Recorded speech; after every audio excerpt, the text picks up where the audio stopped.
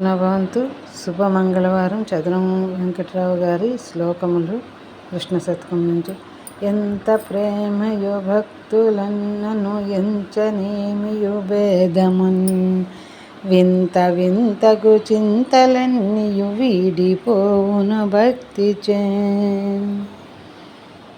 ఇవెంత మోదము నీదు ధ్యానము విన్న సాధ్యము మాకిలన్ అందరంగములోన నిండిన ఆత్మరూపుడవు ఈశ్వరా.